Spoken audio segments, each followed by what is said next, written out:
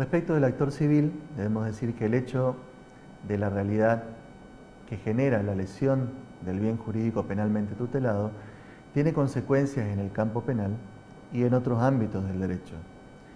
Ello es así porque la conducta humana, que presuntamente es penalmente típica, antijurídica y culpable, al originar una lesión a un bien jurídico, no solo da lugar a una reacción estatal para la sanción de aquella persona que pueda resultar penalmente responsable, sino que también motiva una respuesta que está prevista en el derecho penal para posibilitar la reparación eventual de un daño sufrido por aquella persona que se considerará ofendida por el delito que se investiga.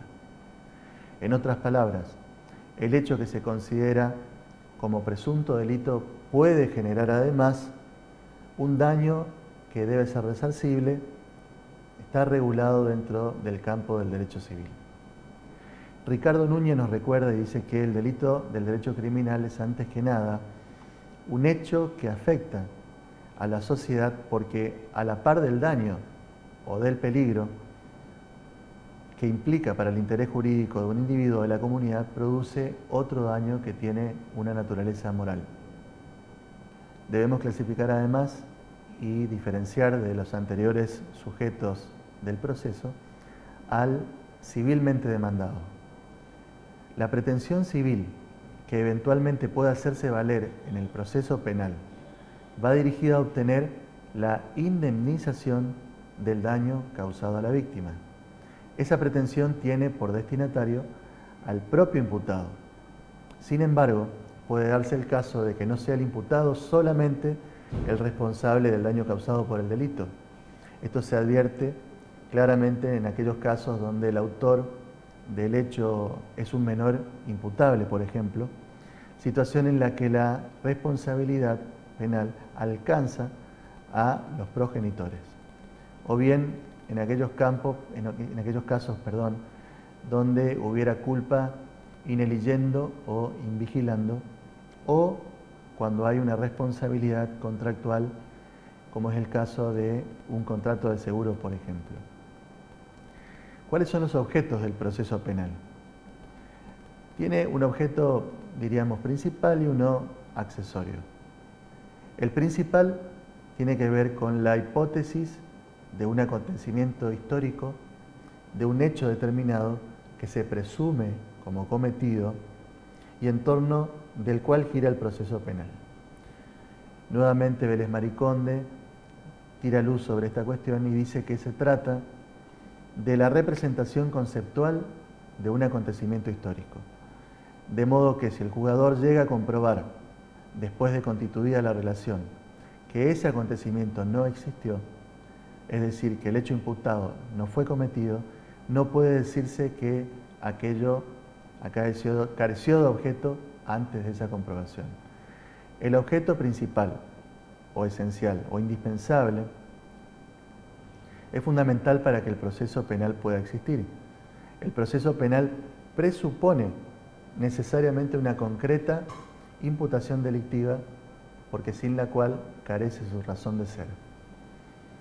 Y como dijimos, tiene un accesorio, un objeto accesorio, que es el mismo hecho que se presume cometido y se considera desde el punto de vista del derecho civil cuando se pretenda la restitución del objeto material o la indemnización del daño causado por el delito. Esto es un asunto de neta naturaleza civil que se injerta en el proceso penal debido a una pretensión de quien pudiera considerarse como damnificado. En referencia a las fases del proceso penal, debemos decir que hay una fase inicial que habitualmente se inicia por un requerimiento de instrucción formal por parte del Ministerio Público Fiscal o el agente fiscal, por un sumario de prevención o eventualmente por una comunicación policial. En los procesos acusatorios no existe estrictamente la promoción de la acción penal, ya que el proceso es iniciado de oficio por aquel fiscal de instrucción. Hay una segunda fase que es la fase de instrucción o de investigación propiamente dicha, y que es básicamente la etapa que implica la recolección de pruebas, que tiene por objeto dar base puntual a la acusación, para luego pasar al juicio o bien decretar un sobreseimiento, es decir, eximir de responsabilidad y reproche penal a la persona investigada. En los procedimientos mixtos, si se tratare de delitos por lo que procede la instrucción formal, esta etapa está a cargo del juez de instrucción. Si se trata de delitos de acción pública dolosos, que estuvieran reprimidos con una pena privativa de libertad de menos de 3 años, o multas, o inhabilitación, o delitos culposos, se denomina información sumaria y está a cargo de otro tipo de juez, y es el caso del juez correccional. En los sistemas acusatorios se llama investigación penal preparatoria y está a cargo del fiscal de instrucción. Hay una etapa en el proceso penal que la llamamos fase intermedia o crítica, y que es puntualmente aquellas fases que antes de llegar al debate o al plenario se interpone y se manifiesta desde la elevación de la causa a juicio, y se caracteriza porque las partes pueden oponerse a su elevación o instar el procesamiento. Es un proceso intermedio que sucede entre los artículos 346, 47, 8 y 9 del Código Procesal Penal de la Nación, donde se discute si esa investigación o esa fase número 2, que hablábamos recién, de la recolección de pruebas y de la investigación del juez o del fiscal, según fuera el caso, se considera si está completa o no. Si estuviera completa, se evalúa la posibilidad de elevarse a juicio. Para eso existe un mecanismo que les permite a las partes oponerse eventualmente, y en el caso de la defensa tiene solamente 2 posibilidades de oposición, y las dijimos recién. Pueden instar el sobreseimiento o deducir excepciones no interpuestas con anterioridad durante todo el proceso. Bueno, la próxima etapa es la etapa del juicio o del plenario propiamente dicho. Y podemos decir que es la fase esencial donde se desarrolla el proceso en su etapa más pura, plenamente, el contradictorio a pleno, ya que se desarrolla de manera oral, pública y contradictoria. Tiene base en una acusación formal y tiene por objeto la plena discusión entre las partes sobre el hecho investigado, y que finalmente va a ser concluido, va a terminar en una declaración del tribunal de sentencia que puede ser discutida. Por otra parte, hay una fase eventual y extraordinaria que están dadas por la eventualidad de los planteos de los recursos, que pueden ser recursos de casación, de inconstitucionalidad o eventualmente una revisión. Y por último, la fase ejecutiva, que tiene que ver con los medios para el cumplimiento de las disposiciones contenidas en la sentencia. Y en caso de sentencia condenatoria, todas las cuestiones que se susciten con motivo del cumplimiento de la pena. Esto tiene que ver, creo, con la última unidad de tratamiento en esta materia de derecho procesal penal, y que a modo de adelanto solamente, ya que va a ser desarrollada en plenitud por un colega, debemos decir que se aplica acá, en esta fase ejecutiva, la ley 24660, que es la ley de ejecución de la pena privativa de libertad, por la cual se guía el cumplimiento y regula de una manera específica, con un sistema de progresión, distintas etapas para llegar finalmente al cumplimiento definitivo de una pena. penal. Hay que destacar que este proceso penal que venimos comentando tiene distintos principios que son considerados fundamentales para su convivencia, su puesta en marcha, digamos. El primero de ellos es el principio de oficialidad, que hace referencia al carácter oficial que tiene el proceso penal. La represión del delito constituye un fin esencial y también una función exclusiva del Estado, de modo que éste resulta titular de una potestad, como hablábamos antes, de un poder-deber de reprimir al transgresor de la norma penal. Para ejercitar ese poder, el Estado instituye a diversos órganos, pues la inobservancia del derecho penal, que es público, le impone una actitud activa, a diferencia de la actitud pasiva que adopta ante la inobservancia, por ejemplo, del derecho civil. El Estado acá tiene un interés directo e inmediato en que la ley penal actúe de manera concreta. Este principio básicamente responde al interés social.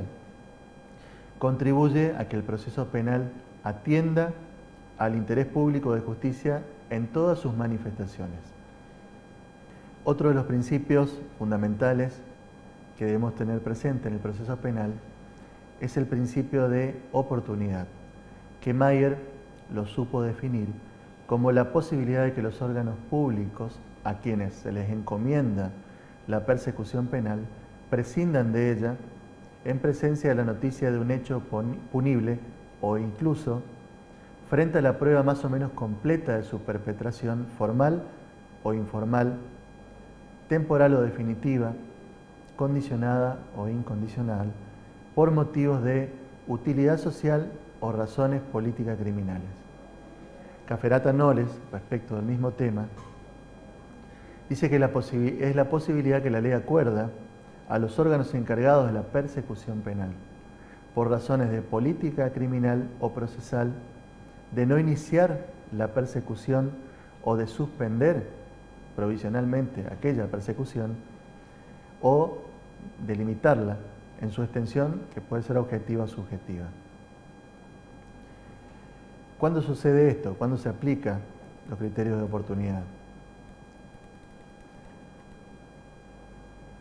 En definitiva, el principio de oportunidad hace y construye lo que se llama hoy en doctrina el criterio de oportunidad, que está definido como aquellos criterios que dan prioridad a otras soluciones por sobre la aplicación de la pena, sobre todo en delitos de poca y hasta mediana gravedad, autores primarios o mínima culpabilidad o participación, o cuando el bien lesionado o por el delito sea disponible o cuando sea entonces el modo más equitativo de armonizar un conflicto entre víctima y autor. En algunos códigos el Ministerio Público Fiscal tiene la posibilidad, y en ocasiones la utiliza, para, como dijimos, neutralizar de la forma más equitativa posible los intereses que han sido violentados, sociales e individuales. Y puede pedir que se suspenda total o parcialmente la persecución penal, que se limite a algunas o varias infracciones solamente o a alguna de las personas que participen en ese hecho. Cuando se trate, por ejemplo, de un hecho insignificante, de mínima culpabilidad del autor o que tenga una contribución exigua el partícipe. Se aplica además cuando se haya producido la solución del conflicto, que deberá acreditarse de manera sumaria.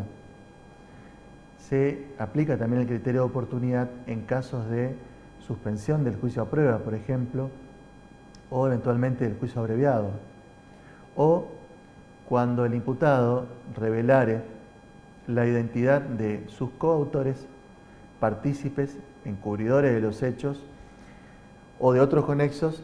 ¿De qué manera? Proporcionando información suficiente, datos suficientes que permitan el enjuiciamiento de aquellas personas indicadas o hubo un significativo acto de progresión en función de esa información en la investigación en marcha. Se produce además este criterio cuando se aportare información que permita secuestrar los instrumentos o los efectos del delito, valores, bienes o dinero. El otro principio que participa de este proceso penal es el de la verdad real. Tratando de conceptuarlo, la verdad es la relación de la concordancia entre el pensamiento y el objeto pensado. Es una relación de conocimiento que se establece entre un sujeto, que es el sujeto cognoscente, y el objeto conocido o a conocer trascendente a él. Desde el punto de vista del derecho procesal penal representa un ideal genérico a alcanzar, pues múltiples circunstancias condicionan su obtención total y absoluta. Hay dos verdades que transitan en el proceso penal de alguna manera y son la verdad real o material que adjudica el proceso como ideal y la verdad formal que adjudica el proceso civil. Mayer concluye que verdad real y formal en definitiva no apuntan a conceptos diferentes y la diferencia estriba en las formas con las que los distintos procedimientos judiciales atacan la investigación de la verdad o en los acondicionamientos formales para fijar el objeto de investigación o para incorporar las pruebas. Esta función del proceso penal solo debe ser considerada como un ideal, como un objetivo al que tiende el procedimiento penal, pero que en un proceso concreto no puede ser alcanzado. En definitiva, el proceso penal no existe para descubrir la verdad, sino para determinar si es posible que el juzgador logre un convencimiento sobre la verdad de la acusación. No hablamos de la verdad real, efectiva, pura, además. Mancini en su momento hablaba de la verdad posible, que es en definitiva esto, que el juzgador logre un convencimiento sobre la verdad de la acusación, fundado en pruebas concretas y que sea explicable de una manera racional, o si ello no es posible, dentro de reglas preestablecidas. El otro principio fundamental del proceso penal es el principio de la oralidad y que tiene que ver que el juicio definitivo debe realizarse oralmente. Esto implica que toda la actividad procesal del debate, la producción de las pruebas, las instancias y alegaciones de las partes, las decisiones de mero trámite del tribunal, se deberán cumplir a viva voz. La oralidad potencia de alguna manera las virtudes individuales y combinadas de la publicidad, de la inmediación y del contradictorio. La concentración también e identidad física del juzgador y es una aplicación al principio general de la originalidad de las pruebas, por cuanto es una manifestación natural y originaria del pensamiento humano que se traduce en la palabra hablada.